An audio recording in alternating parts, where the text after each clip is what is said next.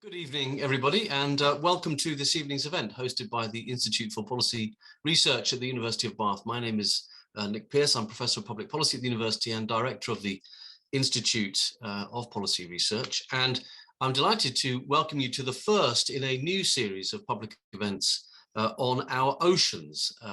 The title of the series is Our Oceans, a Deep Dive, and it's a new free public event series that we are hosting through this autumn, winter, and into the spring of next year to examine many of the issues that are affecting our oceans today, starting with this evening's event on looking at the relationship between oceans and climate change, the impact of climate change on our oceans and what we can do to address what climate change is doing to our oceans, but also more widely to think about the effect that economic exploitation of the oceans, trade, pollution, maritime exploration is doing to the ocean itself and to our deep oceans, to look at questions about the role of opportunities of nature-based solutions and geoengineering solutions to some of the challenges the oceans face, and then to situate those also in some wider context of the geopolitics of our oceans, the question of maritime sea routes, maritime trade routes, conflicts over those,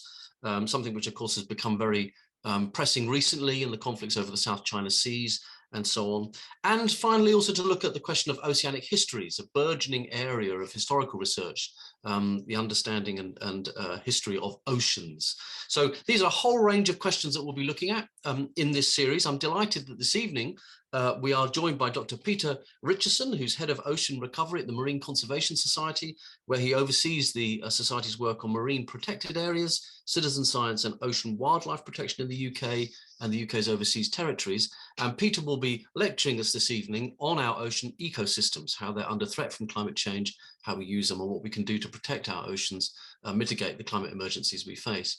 And following his lecture, we'll have contributions from Veta Wade. Veta joins us from Montserrat this evening.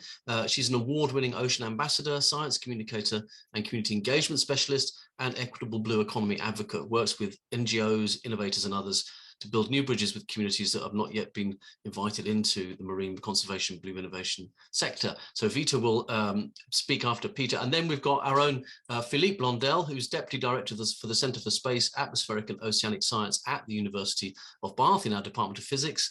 And his research interests include marine acoustics, seabed and habitat mapping, marine renewable energies and noise pollution. So it's great to have you all with us, Philippe, Veta and Peter. I'm just going to start with a little bit of housekeeping before we get going, just to say, if you're on social media, please do use the hashtag at IPR Oceans or tag us at Uni of Bath IPR. Note that your cameras and microphones will remain switched off. If you have a question, please put it in via the Q&A function. What I'll do as we come to the end of the session is to try and take some of those questions, group them and put them to our panelists. I'll do my best to do that in the time we have.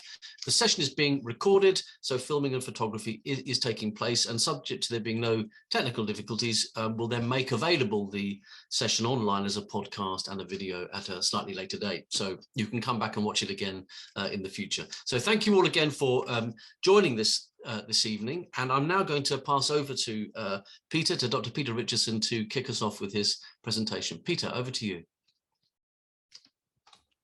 Thank you, Nick, and thank you for the Institute for inviting me to speak. Let me just share my screen. Okay, can you see my first slide?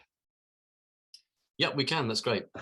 Okay, so yes, thanks a lot. I am going to talk about the ocean climate nexus and ocean-based solutions to our biodiversity and climate crises.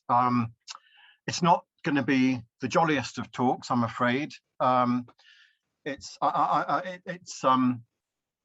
am going to try and follow. It's a very challenging subject, but I am going to try and follow the kind of narrative arc of some of the most popular superhero movies of essentially happy, sad, happy, with a little happy bit at the beginning, quite a big sad bit in the middle, and hopefully a sort of quite happy bit at the end.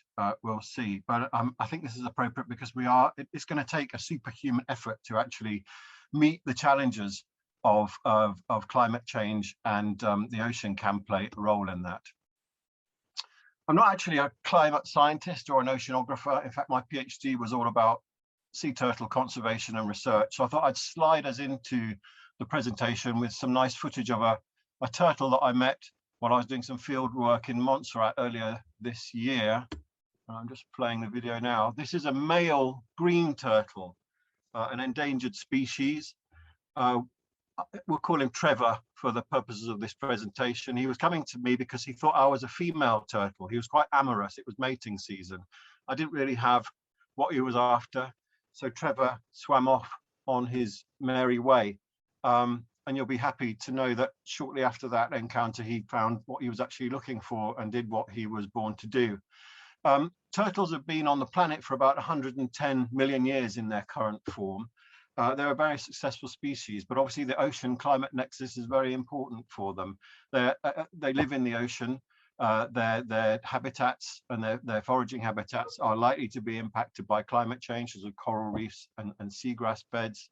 Not only that, but they depend on a predictable climate in order to breed, because the females, once they've mated, will crawl ashore on a beach, lay some eggs in the sand, and then leave them to be incubated by the sun.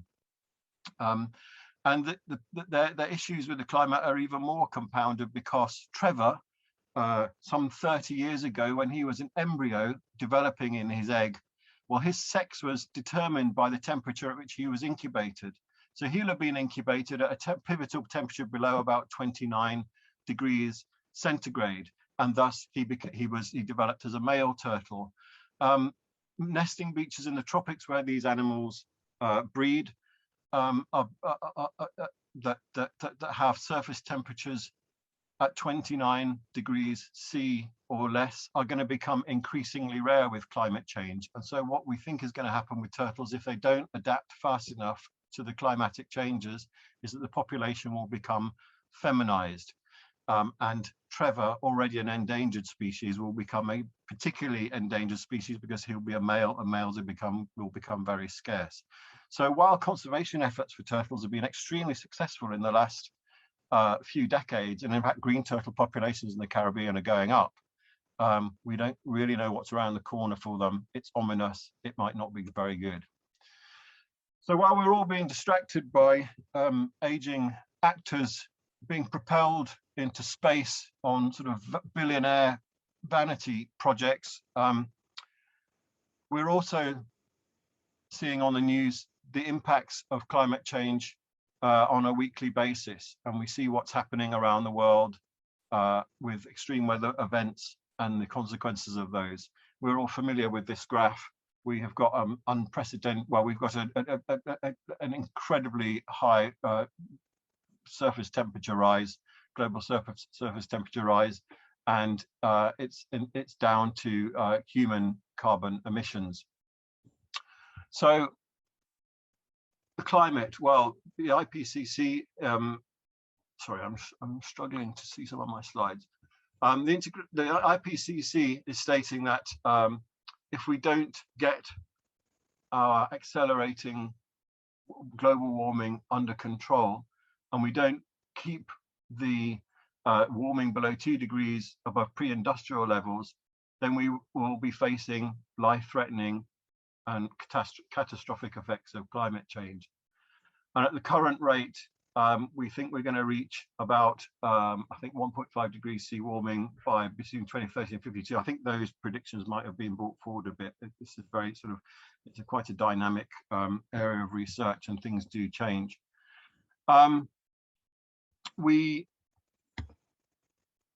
The ocean is important for us for a number of reasons. It covers 70% of the planet, as you know, and provides us with about 50% of the oxygen we breathe. So every second breath that we breathe comes from the ocean. It also provides us with food security, energy. It's good for our health and well-being. And of course, it regulates our climate.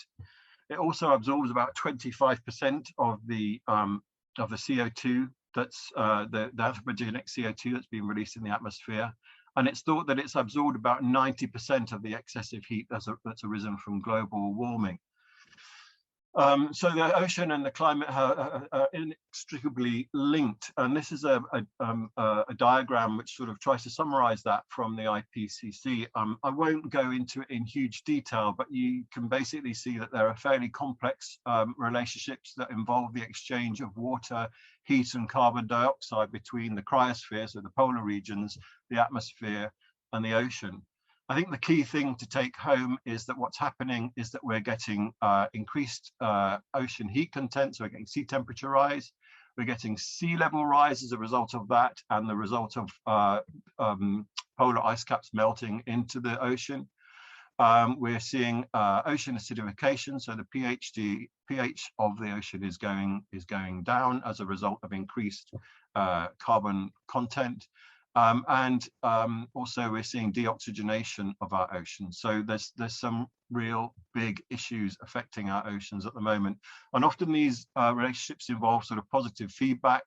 So for example, you know, where we've got the ice caps melting, that's leading to a darker land cover as the snow melts away. That absorbs more heat. It accelerates the warming. It results in also sort of permafrost thaw, and the release of other greenhouse gases such as methane.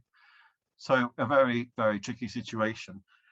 So the ocean regulates our climate, and you may be familiar with these great ocean conveyor currents that are dependent on the interaction between warm surface flow and cool subsurface flow. Clearly, if the warm subsurface flow is impacted by warming sea temperatures, and the cool subsurface flow is impacted by changes to the flow of the water from the polar regions, then those currents can change, and that will result in local climates changing. It will result in increased extreme weather events, and it will also result in ecosystem destabilization. And all of these effects have been predicted by the IPCC. If we think about sea level rise, well, in the UK, the predictions are that there are going to be vast swathes of England below the flood level by 2050. So that will have not only ecological impacts, but economic and social impacts. This is just in the UK. I mean, I'm sure Veta will have something to say about the impacts of sea level rise in the Caribbean and on the island states. Sea temperature rise, we're already seeing the impacts of that. We're seeing that some marine species that prefer cooler waters are heading north. And we're also seeing species that prefer warm waters are moving into our waters from the south. But this is going to change the whole sort of fish community, if you like, in our seas.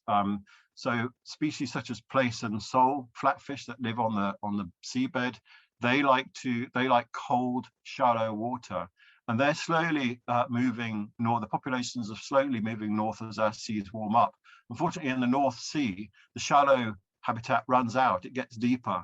And so we're probably going to see over the next few decades some sort of local extinctions from our seas of certain species such as flatfish as they kind of move out of our waters and run out of habitat.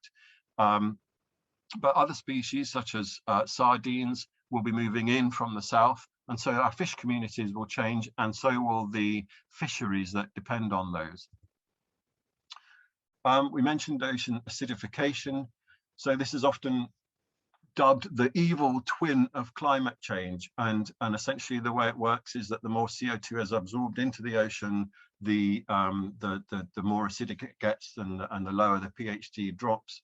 And all data to date shows that we're seeing accelerating rates of ocean acidification that are unprecedented in the history of the ocean as far as we know. The reason why this is a problem is because, well, for lots of reasons, but for example, species that are dependent on synthesizing calcium carbonate for their shells struggle with acidic water because in essence, the acidic water dissolves their shells. So what we're going to see is some species that are just not going to be able to survive an increasingly acidic ocean, and they're probably going to die out. Some species that can survive will probably get smaller because they will be constantly putting more resources into repairing their shells and repairing their calcium carbonate structures, and less energy into growth. And so we're probably going to see a reduction in size of some species that of those species that do survive. And apart from these big ecological changes, of course, we're going to see some profound societal impacts. And we're already seeing them. We see them on the news every day. Obviously around the world, populations have coalesced around the coast. There are lots of cities on the coast. As these cities become less habitable, then those populations are going to move away, and they're going to move to where there is still a good quality of life enjoyed. And so what we're seeing now is a trickle of people moving north. I think it's going to increase and increase, and we in this country need to develop fairly progressive ways of dealing with that, because if we don't, then this sort of this flow of immigration plays to some of the most dangerous sort of political philosophies, and we're already seeing that playing out. So we have a nature emergency, we have a climate emergency, and this is going to lead to a social emergency. We need to respond. Sadly, I agree with Sir David Attenborough, a hero throughout my life, and he says, you know, things are going to get worse. The question is, are they going to get just a little worse or catastrophically worse? And really, it's up to us to decide that. We have the Paris Agreement, which which basically obliges signatories of that agreement to keep their warming keep global warming below 2 degrees C, preferably below 1.5 degrees C. So there is a kind of global agreement that this needs to happen. Most of that effort needs to be about decarbonizing our economy. Greta is right. We know what we have to do. We just have to do it. We have made some progress. So in the UK, we're seen as a leader in offshore wind. You know, this is great news. Offshore wind has gained some good momentum. And in fact, this year, the sector secured a record £900 million worth of investment. But I think we need to be moving faster. And in fact, the IPCC tells us that we've probably now, this was a couple of years ago, we've probably now got about 10 years in order to implement systems change and change the way our economies work in order to respond to this crisis and to avoid the most catastrophic effects of climate change.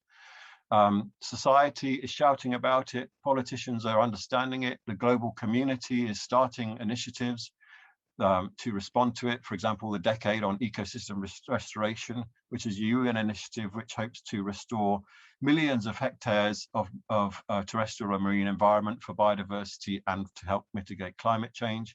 And of course, here in the UK later on this month, we've got COP26. All eyes are on us.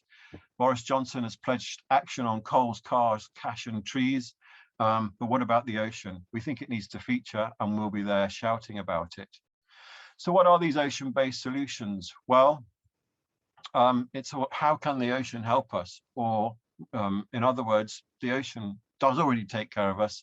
Let's return the favor. There are things that we can do.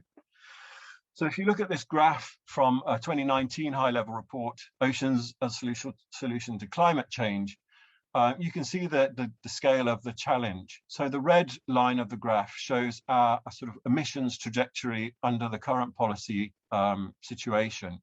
And then the green line shows the emissions trajectory that has to happen in order to limit our warming by 2 degrees C. And the blue line shows the emissions trajectory that we must reduce them by in order to limit warming by 1.5 degrees C. And the gap between the red line and the blue and green lines is the emissions gap. And you see it's a massive challenge. But you can also see that between 21 and 25% of those reduction in emissions can be achieved through ocean-based solutions. So the same report presents this diagram, and you can see that there's a number of ocean-based solutions. So we can, for example, invest in more ocean-based renewable energy, such as offshore wind, ocean turbines, solar. We can work to develop alternative technologies to reduce the emissions made by our shipping, and develop new fuels and new technologies to reduce shipping emissions. We can develop our aquaculture to again reduce its emissions and develop aquaculture such as bivalves and seaweed that are low impact and low carbon sources of protein. We can change the way we manage our fisheries. We can improve the way we manage our fisheries, again, to provide low carbon protein, food security. That will involve some dietary shifts. So that will involve us convincing the public that low carbon food sources such as plant-based foods and fish-based foods are preferable to high carbon animal protein production. And then we've got blue carbon. So mangroves, salt marshes, seagrasses, these are habitats that can sequester carbon and can store it for us. And I'll talk a bit about that now.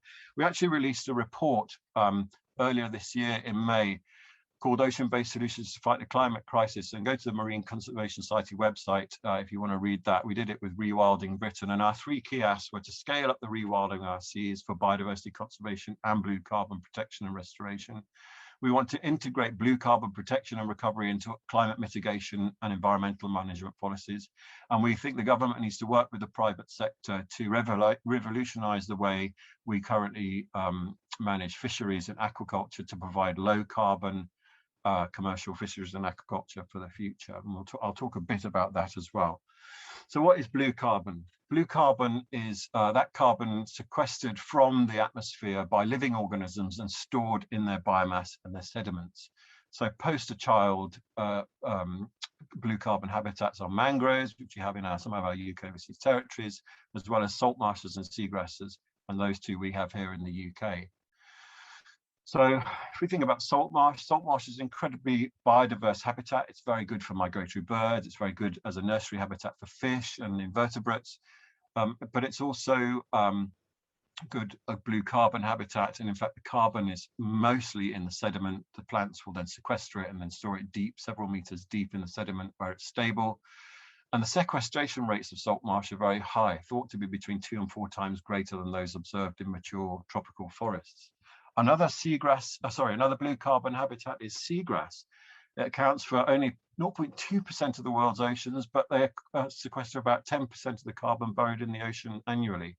And per hectare, seagrasses can store up to twice as much carbon than terrestrial forests. Now, in the UK, sadly, we've lost 85% of our salt marsh and 92% of our seagrass meadows over the last century. So in order to get these habitats to help us mitigate climate change and restore our biodiversity, we need to invest in them. And that's something that we are calling for. But not only is there blue carbon in those habitats, it's also in our seabed. And a paper from this year estimated that in the top 10% of seabed habitats, there's about 524 megatons of organic carbon and over 2,500 megatons of inorganic carbon. Now, that should be stored in the seabed for perpetuity, but unfortunately, that's also in peril. Bottom trawling, so fishing gear that is dragged along the bottom, which actually catches about 80%, 87% of the fish that we land in the UK, is actually disturbing that carbon stored in the top 10 centimeters. We know it goes back into the water column where it impacts water chemistry, it exacerbates ocean acidification, for example. It's not the pathways of whether or not that carbon goes back into the atmosphere are not 100% clear. It may happen, and people are researching that at the moment. But a paper that came out a couple of years ago estimates that we could be suffering up to £9 billion worth of damage on our carbon stores and the seabed over the next 25 years if we don't do something about mitigating that damage. Not only is there blue carbon, there's fish carbon or marine vertebrate carbon. And again, I won't go into too much detail, but the populations of fish, dolphins, whale sharks are also themselves carbon. Through the food chain, that carbon is sequestered into those populations. There's all sorts of complex interactions. And then a lot of that biomass eventually sinks to the ocean floor where it decomposes and is deposited in the seabed, again, where it should be stored for perpetuity. But and so, for example, in the UK alone, estimates suggest that our commercial fish stocks currently sequester about 1 million tons of carbon annually. Unfortunately, our fish stocks are about 60% of our fish stocks are well managed. 40% in the Northeast Atlantic are not. And so those fish stocks are not sequestering carbon at a rate that they could. They're not fulfilling their potential. It's even worse in other parts of the world. In the Mediterranean, for example, 90% of fish stocks are overfished. So we really need to be managing our fisheries in a kind of climate-friendly way. Now, about 20 years ago, we realized that about 90% of our big predatory fish stocks in the Atlantic had disappeared as a result of overfishing and mismanagement. Good news is that some of those fish populations are starting to recover through good management. So some tuna populations are starting to recover. The same cannot be said for sharks, unfortunately, and a paper that came out this year suggested that at least a third of the species of sharks and rays around the world are threatened by overfishing, and some are even threatened with imminent extinction. So those, again, those big vertebrate carbon stocks are decreasing. They're not sequestering carbon at a rate they could. They're not fulfilling their potential. And this isn't just a problem overseas. This is the collapse of shark populations happening here in the UK. Meet the angel shark, a native species to UK, an ambush predator that sits in the sediment and is now critically endangered, not through overfishing, but because its habitats and the population have been impacted by excessive bottom tow gear over the decades. Now it's a very rare sight in UK waters. So what we need is marine protected areas. We need to start protecting and restoring some of our seabed. You may have heard of the call for 30 by 30, 30% of our land and sea protected by 2030. We certainly agree that 30% of our water should be in marine protected areas by 2030. And in fact, the UK government and the overseas territories have made quite good progress with that, with especially in some overseas territories, big no-take reserves being set up, for example, in the Pitcairn Islands, in Ascension, in the British Ocean Territory. I think something like over 40% of the waters under UK jurisdiction are now protected by MPA. So that's good. But in the UK, we're sort of lagging behind a bit because a lot of our MPAs are paper parks. In the last couple of decades, the number of MPAs that have been designated has gone up. So we now have about 372 marine protected areas in UK waters, covering about 38% of our seas. But only a very few small of those small MPAs, and small ones at that, are no-take zones. Most of our MPAs still allow damaging bottom trawling, so the biodiversity on the seabed and the blue carbon isn't protected. That needs to change. And it can, and there are things that we can do to change that. We released a report at the beginning of the year called Marine Unprotected Areas. Again, go to the MCS website to see that, where we urge that bottom tow gear is excluded from all of the marine protected areas that are designated to protect seabed features, not only to restore marine ecosystems, to support the fishing industry, but also to limit, to mitigate the impacts of climate change.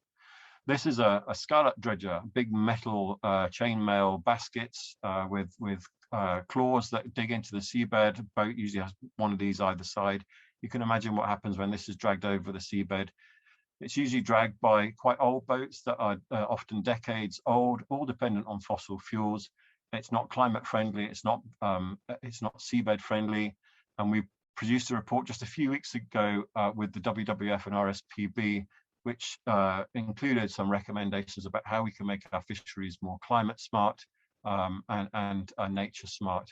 So 3 key recommendations are to limit the impact of bottom tow gear by excluding them from MPAs and other areas that are important for carbon. We need to decarbonize the UK fleet and invest in alternative technologies to reduce its dependence on fossil fuels. And we also need to start exploring how to modernize the gears to these archaic gears that damage the seabed. We need to be exploring alternative technologies to maintain a sustainable, climate-friendly fishery. But there are other opportunities too, not only in wild capture fisheries. A big growth area, as you probably know, is aquaculture.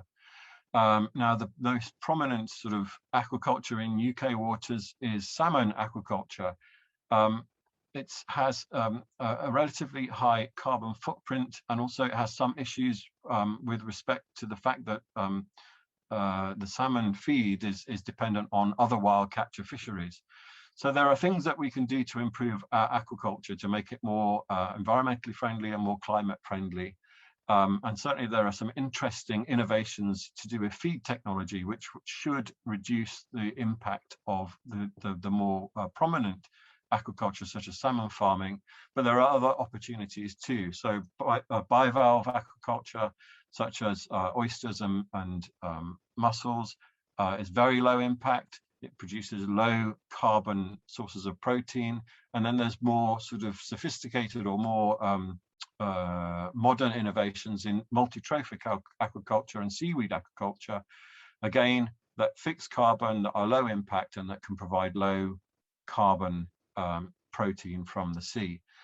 And there's some research that shows that bivalve aquaculture is not only good for sequestering carbon, but it also attracts wildlife. It's good for improving biodiversity.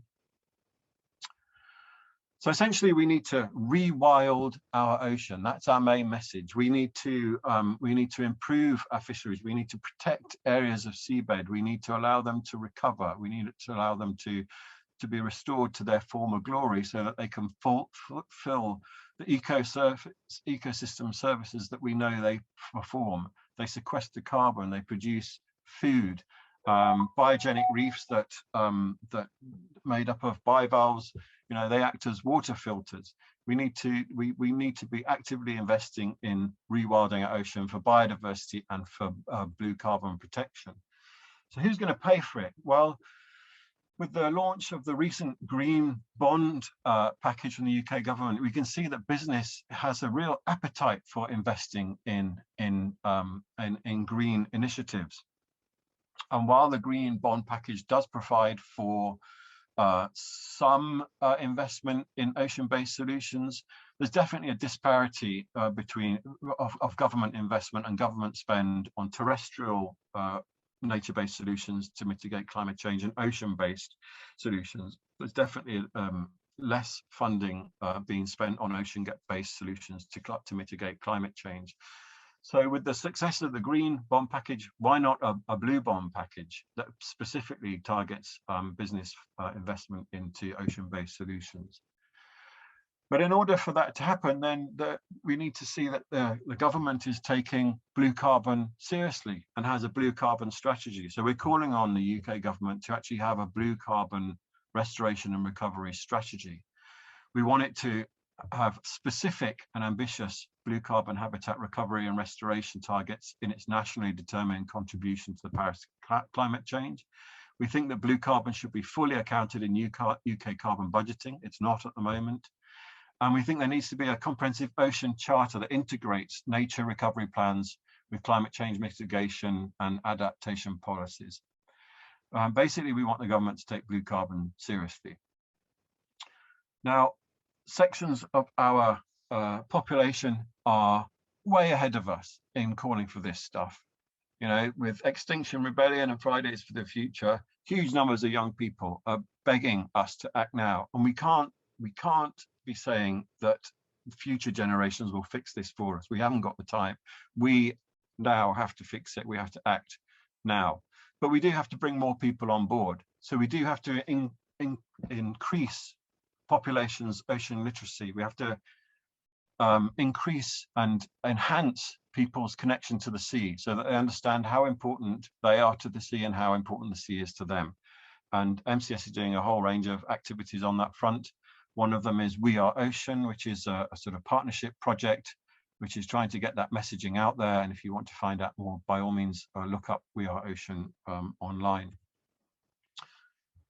So I want to end on a note of optimism. The challenges are absolutely huge. There's no doubt about it. The challenges for us and for Trevor the turtle are almost unfathomable, but they're not. We can do it. And in fact, I urge you to read this paper by Duarte et al. That came out in 2020, all about how we can rebuild our marine life for biodiversity and for climate mitigation. It can be done. We have the technology, we have the knowledge. We just have to have the will, and we have to convince governments that we can do this. So that was a helter-skelter whistle-stop tour through the ocean nexus. And thank you all for listening, and I look forward to attempting to answer any questions that you have about what I've said in the rest of the session. So thank you very much.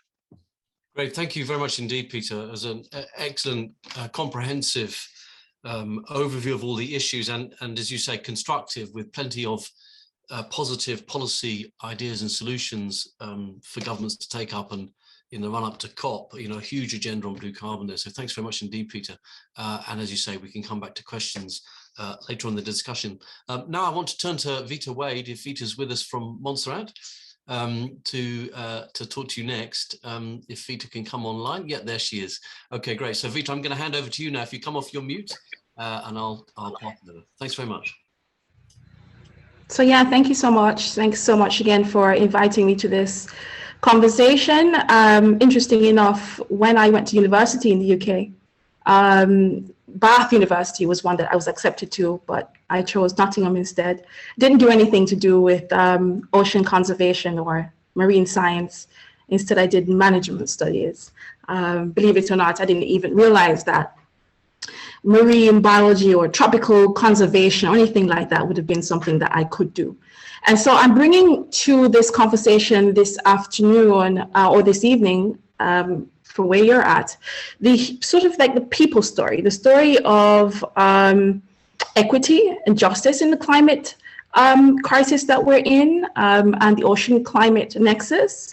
And in order to do so, I'm going to share a little bit more about my island, myself, and some of the work that we do on Montserrat, which is where I'm calling in from today. So I'm going to just quickly share my my screen, and we'll take it from there.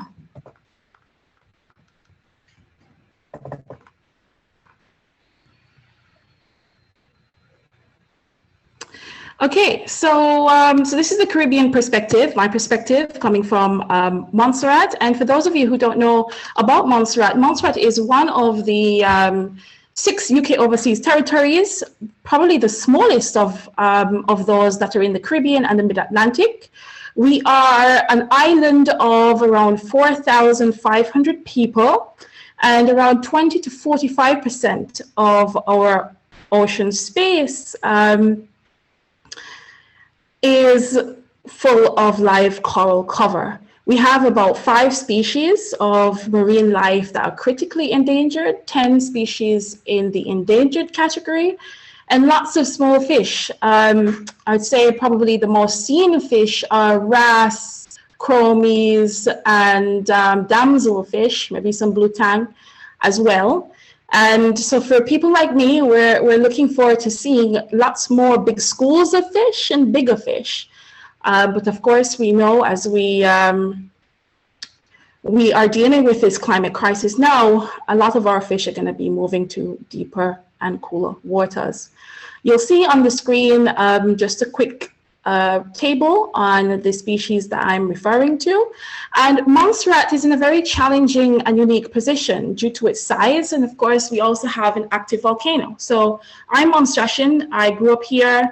When I was a teenager, I was voluntarily evacuated off the island because of our active volcano. And it was 10 years ago, I returned back full time and started to work in culture and our ocean conservation space. So over the past 25 years of volcanic activity, it's been a difficult road. It's been a difficult road for our community, our economy as well. We have an aging population, and there's been lack of economic progress because we have migrating youths who are leaving to the UK or the US for better education opportunities or better career opportunities. And as a result, our public healthcare system, our education, and our cultural heritage are also endangered. And that's something I wanted to really get across in this conversation, is that while we are talking about the climate crisis and the conditions of our oceans on our marine habitats and our marine life, we also have another crisis of what's happening with our communities, our people, and our culture. So I want to share with you a quick video. And before I do that, I am going to just share a little bit more about Fish and Fins. So Fish and Fins is this kids ocean club that I started on Montserrat when I returned back 10 years ago to teach children to swim, snorkel, and learn to protect the ocean space. And We've now impacted over 1,000 children on island and also on the neighboring island of Antigua and Barbuda. And one of the things that I have learned in this process, probably the very hard way too, is that we can teach our children to swim and snorkel and fall in love with the marine habitat. Of course we want to. We need to get them immersed. We want to see them connected. But until we really start to show them how this space, the beautiful coral and all of this amazing marine habitat that we have in our backyard connects to better career opportunities, better jobs, more money in the pocket, opportunities to send our children to for education or to have food on our table, then we haven't made a big enough impact. But nonetheless, the work, it needs to be done, and as a monstration, I, for one, and the community around me of incredible volunteers, ranging from fishers to, child protection specialists to divers, everyone in our community, members of the church, have been involved in Fish and Fins. And I want to share a quick video on some of the, a little highlight video of what we have been doing here and what my backyard looks like this evening. We also have a Fish and Fins TV page on YouTube, and that's where I'm going to just show you this video. Hopefully you can see it. Repeal their time. All monstrosities abroad, please come.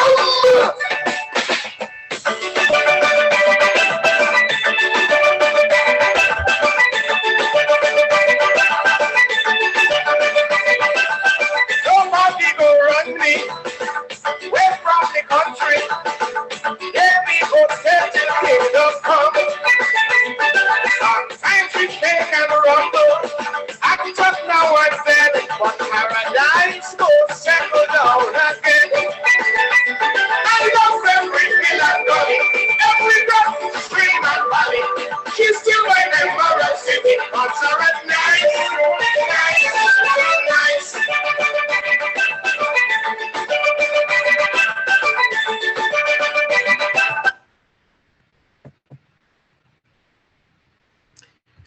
Okay, so I wanted to show you just that, and that is a little bit of our work here on Montserrat, where we are running Fish and Fins and this Kids Ocean Club. Now, hopefully my slides haven't gone wonky. Just bear with me 1 second.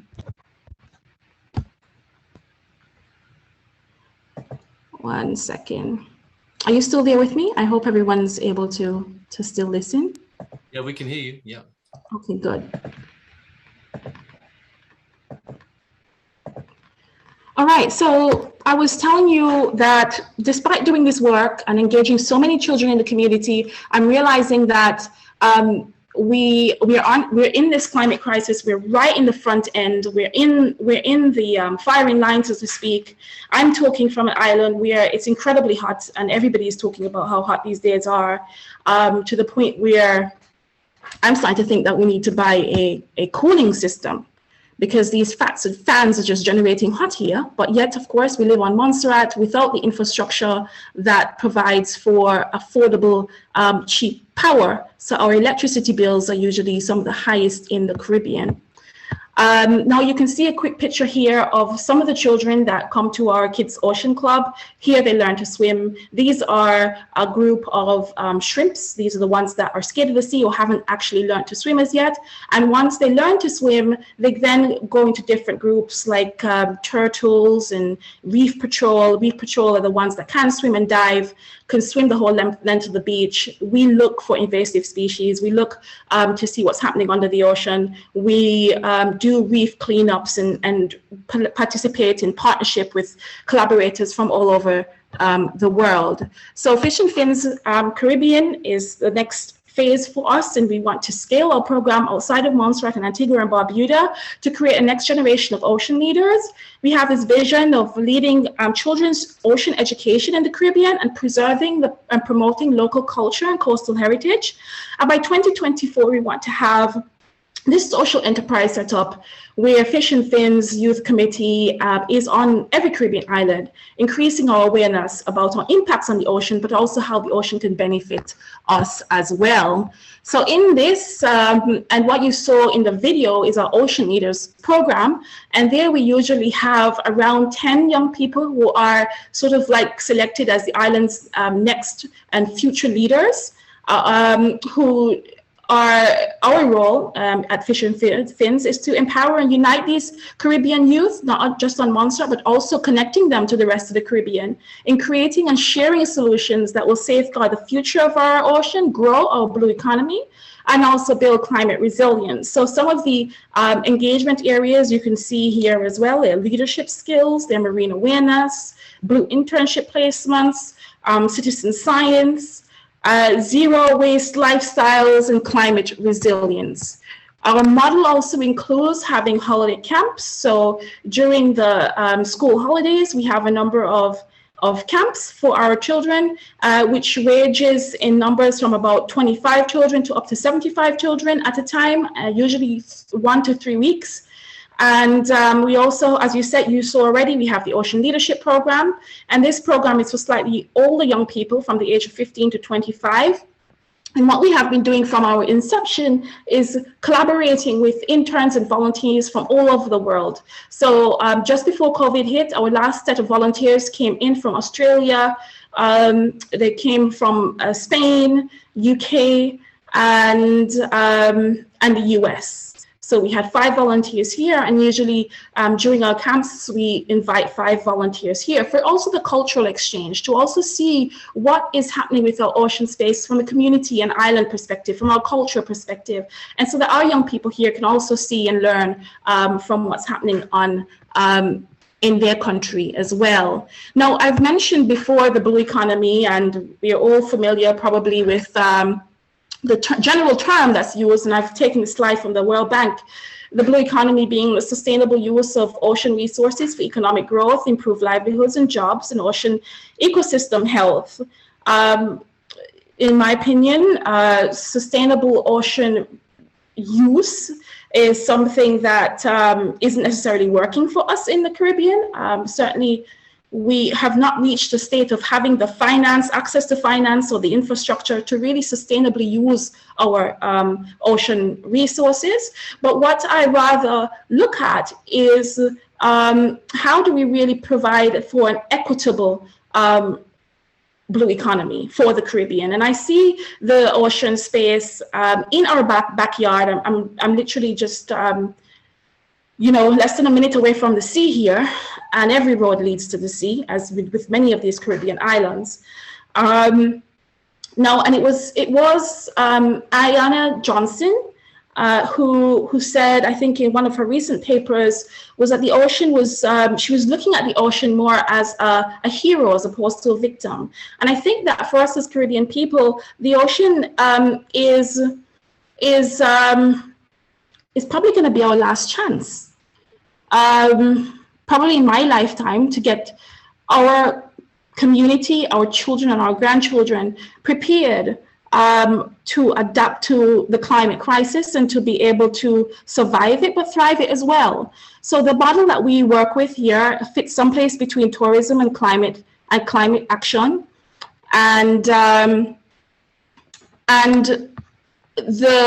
As you can see as well, and we all know, Peter alluded to many of these new innovations that are happening in the blue economy space around renewable energy, sustainable fisheries, and the use of technology.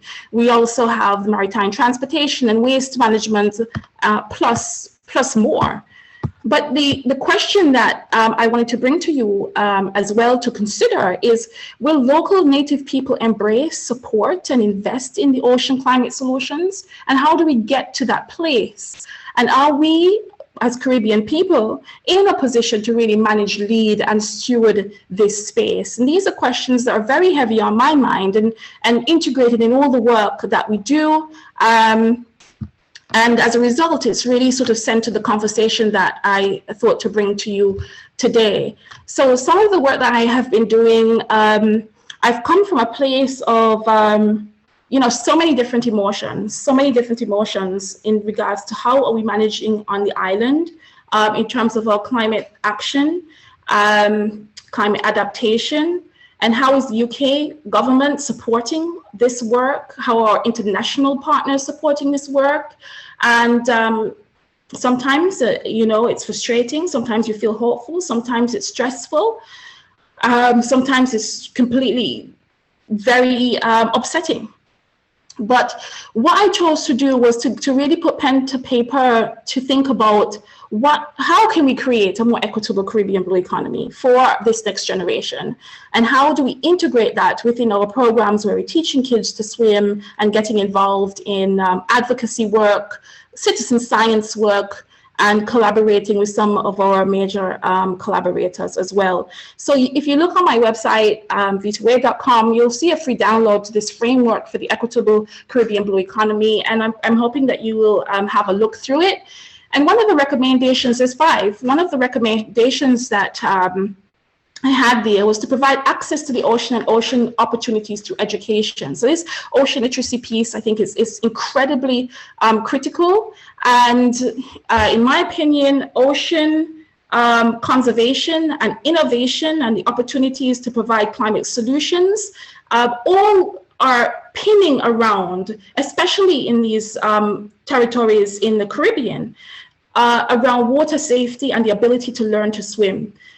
This unfolds a whole new world of opportunity for our young people, and we need to start to look at really creating equitable opportunities for this generation. You can see here just a quick photograph of the children from Fish and Fins Sunday Club, and they were going on a boat trip to a nearby beach. The gentleman on the boat is a fisherman. His name is Jim. He's one of the parents of these children, and we have worked throughout the years very closely with our fishing community as well. And it just really to bring home the point that in everything we do, we have to value the communities that we work in and the people. They have brought tremendous value to even our program. And I know as we look to creating our new climate solutions, it's very important that we bring all voices to the table in a very respectful way. And the second recommendation I had was recognizing local nonprofits as equal partners. And I think a lot of the times we do see conservation work happening in the Caribbean. Say, for instance, Peter mentioned turtle conservation. And since I was a child, I'm aware that turtle conservation projects have been going on the island of Montserrat. But the question is, have the people of Montserrat been able to, manage a project? Have they been able to sustain a project? Have they been able to, do they have the infrastructure and the skills to do so, and why not? And this is one of the struggles that we're really having in providing climate solutions.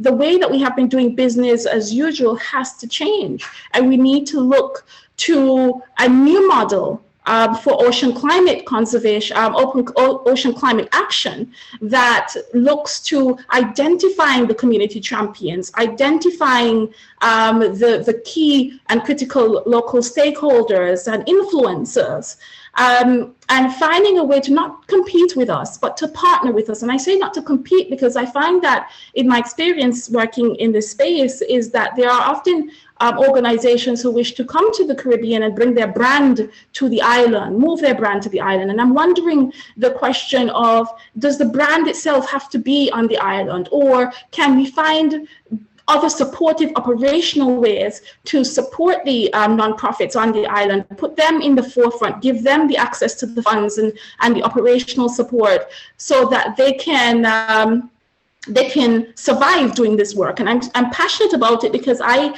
am living this And in many ways, it has been a struggle. I am not an individual who has come from money or big access to resources. All of this work I have done with zero money in the bank, and really like 4 fins when I started this this work. So that's one recommendation. I have here a quick photograph of a colleague. Veta, sorry, we can't see your screen now. Would you mind just showing your screen quickly? Oh, you can't? Okay, we've just lost your screen, yeah, so thank you. Sorry to interrupt. Okay, that's fine. Let me see.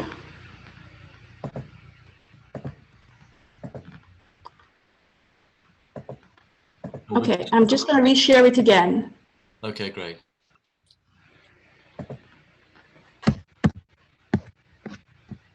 Okay, sorry about that.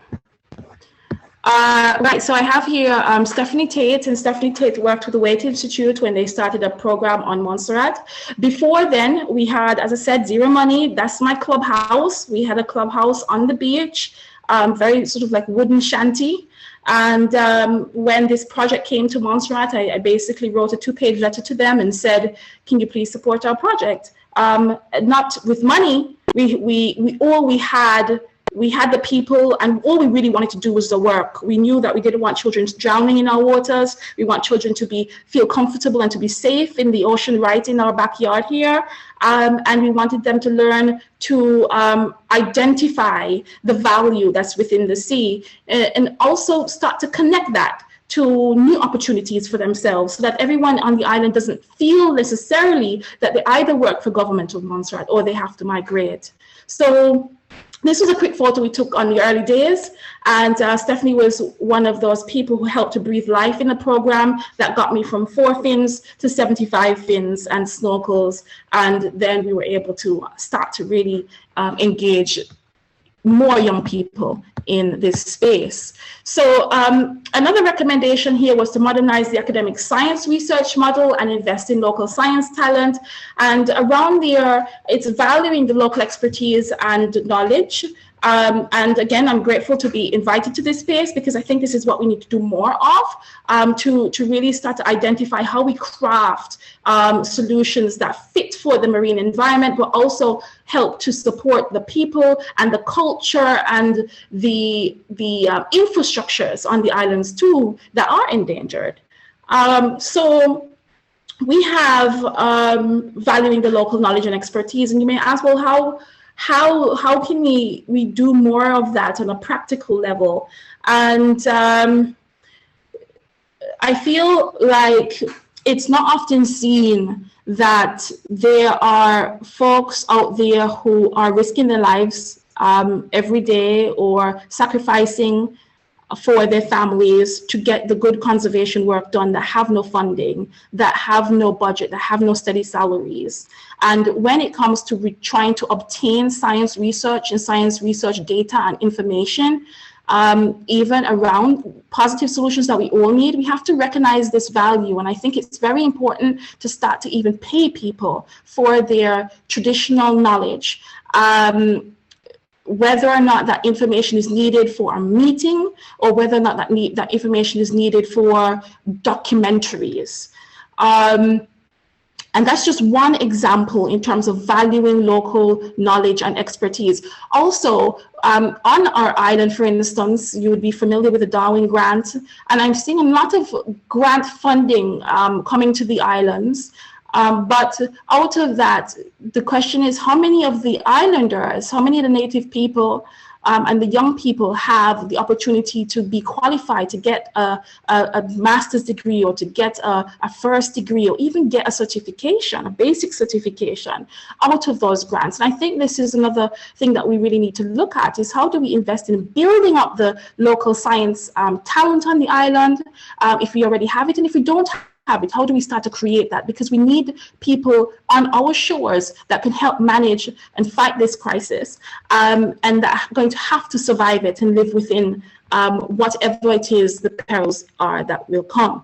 Now, in some of the relationships that we have, this young lady in the middle that's in the water, her name is Maya Greenhill, and she's a Fulbright scholar now. Before she did that, she was with our program for 3 months, Fish and Fins, and she volunteered as a brown student, Brown University student.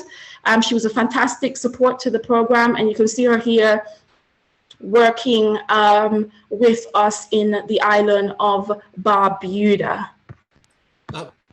Vita, I want to just jump in if I may, because we've got we're coming shortly to the end of our time, and I wanted just to give Philippe a chance to comment as well.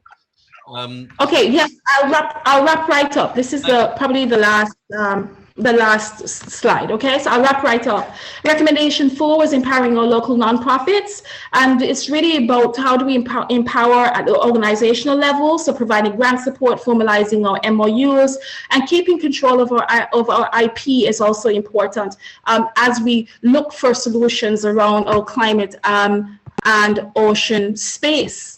And finally, as we look to the new innovations in our ocean economy and how they best fit for our ocean and our people, I think it's really important for us to consider creating a legacy for these projects. How are the communities going to be left better off after the innovation, after the conservation efforts, after the project has done and has completed? And I believe that we need to be looking at long haul commitments around the period of 10 years. So my final takeaway on this is just be brave, add a little bit more equity in the work and around our ocean and climate nexus. Great. Thank you very much indeed, Vita. That's fantastic, and thank you for such a brilliant presentation on the perspectives that you've taken in your community and the action you've taken. Thank you so much, Philippe. I just want to pass to you now to give us some final remarks, and then we've got a couple of questions at the end. Hopefully, we'll get a bit of time for those. But Philippe, over to you. Okay, well, thank you. I will be brief to keep on time. So thanks to the Institute for Policy Research for inviting me, and thanks a lot, Peter and Veta, for very comprehensive talk, very motivating ideas. And I loved the list of recommendations that you had, Veta, because they show exactly what we are doing in terms of research at BAF for these ideas. So you have shown masterfully what the issues are, what we should do about them, and what we can do now already. One thing we need to remember is that the oceans are big, and not only they're big, they're deep. For my PhD, I worked with radar images of the planet Venus, which is the same size as the Earth. We know more about the surface of Venus than we know about the surface of the Earth below the seas. There is still a lot of exploring to do, and there is still a lot to learn. That's why I'm excited being a physicist, because I can use my physics to explore the oceans, provide the data and the evidence that others can act on. Some of the data, we saw the influence of warming of the oceans. This warming is occurring at depths too. We have measurements now that show that down to 700 meters deep, the oceans are still warming, and they're at the point of saturation where they won't be able to absorb more CO2. They won't be able to absorb more heat, so this will stay in the atmosphere. The influence on the food chains, we talked about fish moving north, different species. We have snapping shrimps, which are tropical species in the UK now, but I work with Arctic communities, and they see a lot of the species moving north, and that's affecting their ecosystems and their commercial activities as well. This climate change has influence on human activities with more impacts because we can work more. For example, in far north, we have the Northwest Passage, Northeast Passage for ships. That's going to create noise underwater, which is going to affect animals that were never affected by noise. For example, in some cases, we can hear ships in Norway all the way to Alaska. There is pollution. If we have an oil spill in the Arctic at the moment, there are no ways to get there quickly and minimize the issues. And also we have more local issues. For example, the noise, even from offshore renewable energy, which is a very green way to generate energy. The noise we create in the UK can be heard all over the North Sea, for example, in Germany or Netherlands. So we have to think globally, think internationally about what we're doing.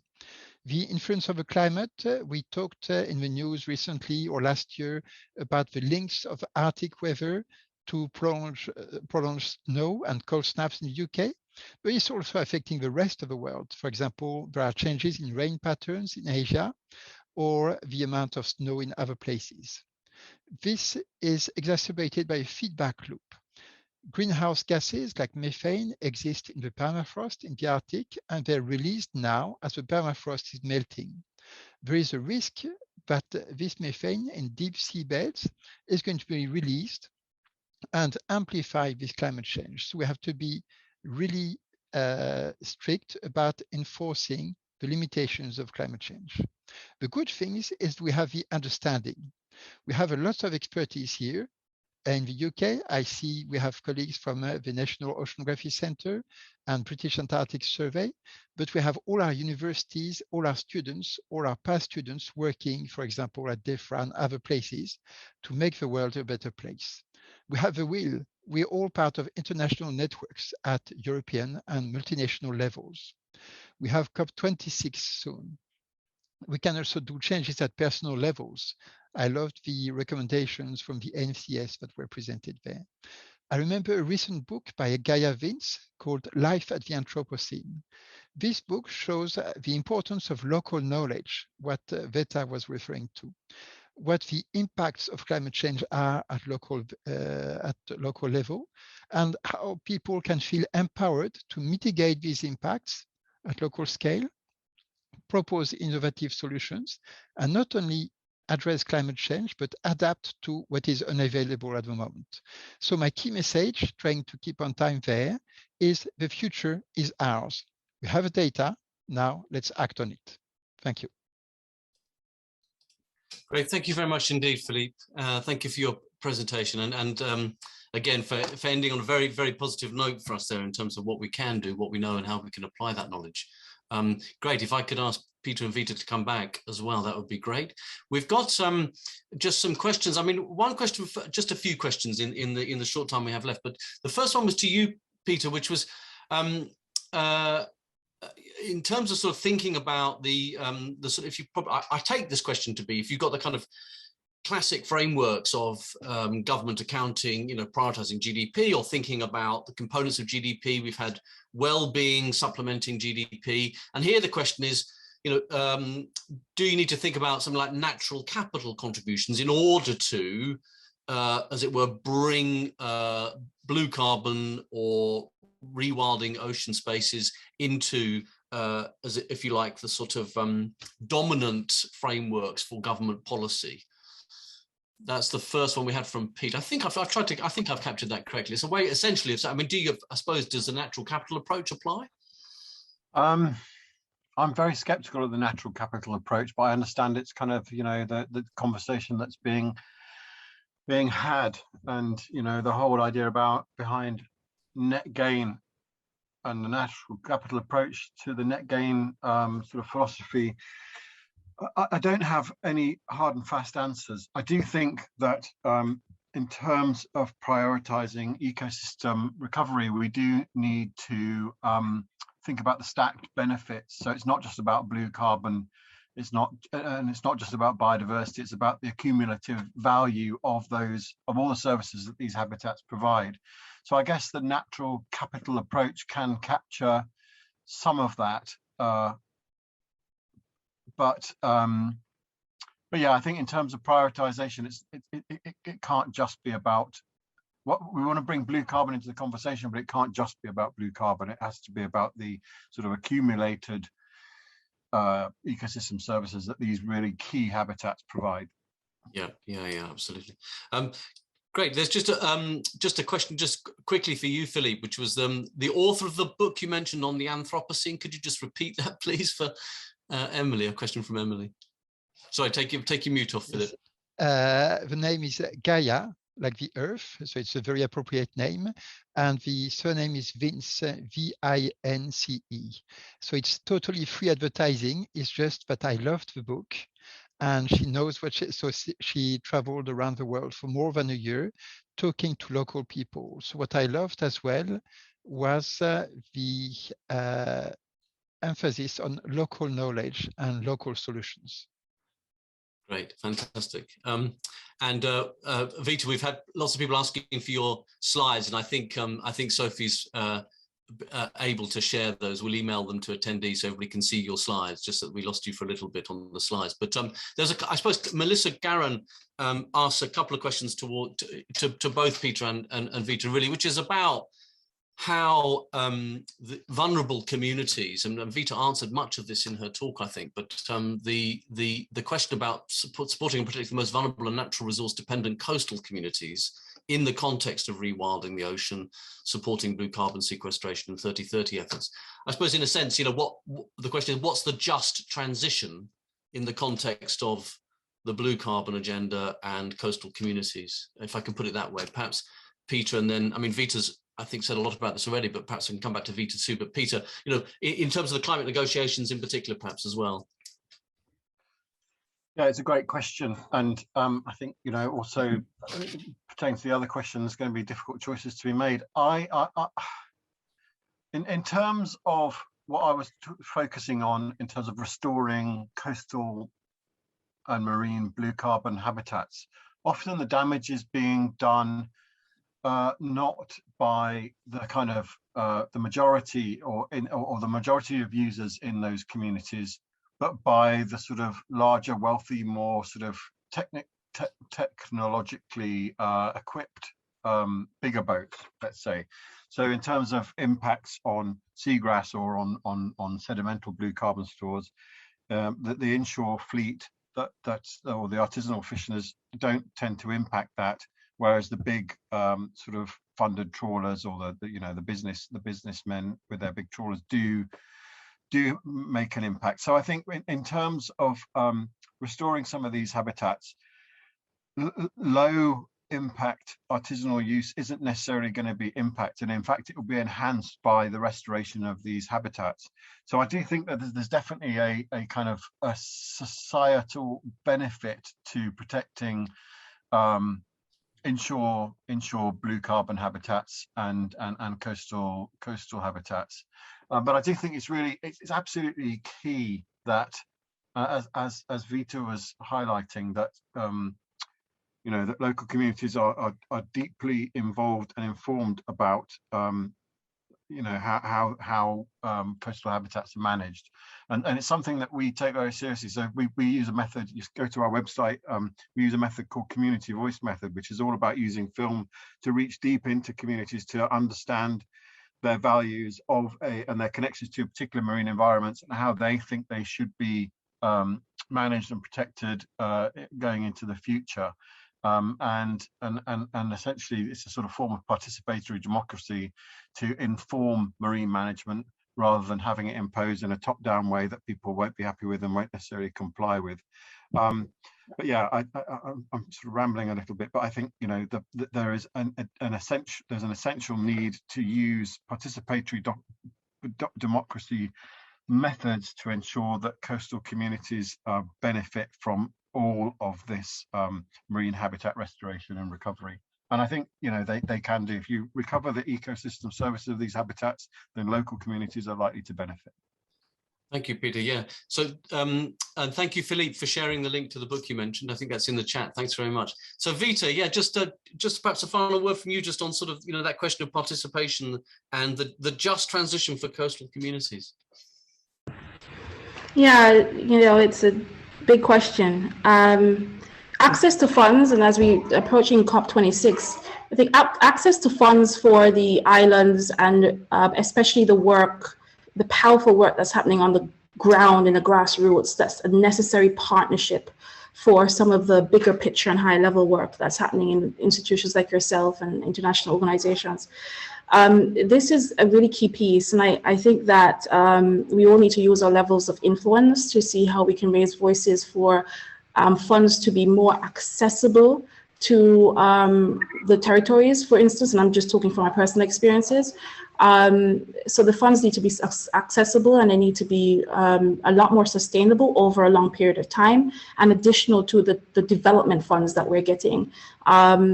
And so what's happening now is that the islands have been asked to prepare a climate change plans and highlights of the work that they would like to create.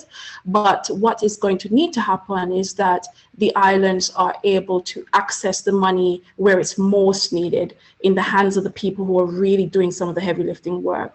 And that is how we're going to start to really transition to a space where local communities are also better able to not only learn about the space, but because in many ways they already know about the space, they need to improve their knowledge, but they also need to learn to manage this. And COVID has taught us this more than anything else, is that we need to have local champions on the ground.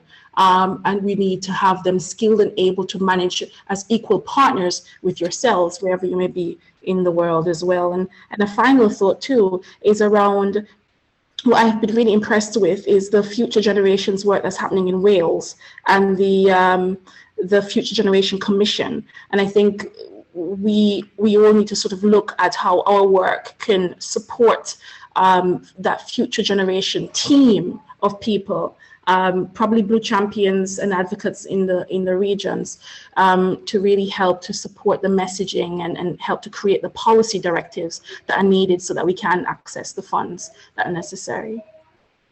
Great. Well, thank you very much indeed, Veta, and thank you also to Peter and Philippe. I'm afraid we've run out of time now for the session this evening, but thank you for your great presentations. And for us at IPR, a great way to start our new series on the oceans. And we've got lots of great events coming up. Sophie has just shared in the chat the link to the series, so please do, if you're watching this, please do go into that chat and have a look and see what future events you might want to sign up to. And we will also circulate the recording from this evening, as well as Veta slides and the other links that you've had as well for the other material that's been referred to. So thanks again to our speakers. Do keep in touch. Come to the next session in this series, and thanks again for participating. Thank you, Philippe, Peter, and Veta. A good evening to you. Thank you. Thank you. Good evening to everybody.